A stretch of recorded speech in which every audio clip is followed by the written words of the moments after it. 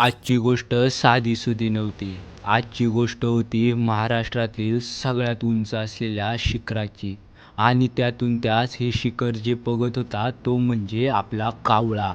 आणि ह्या कावळ्याने हे शिखर बघितल्यानंतर माझे डोळे तिथंच पाणवले होते.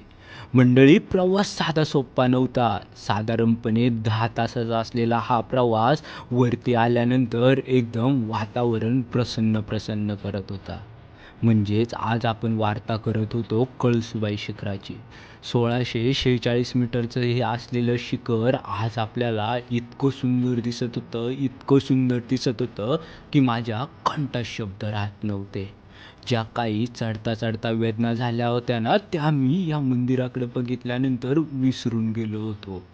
या कळसूबाई शिखराचा इतिहास जगावेगळा आहे. निघाला गाडा आईनं माझ्या गाठाली येस, आईचा निघाला गाडा आईनं माझ्या गाठाली येस, हे गाठली येस पोखरात सोडितो केस,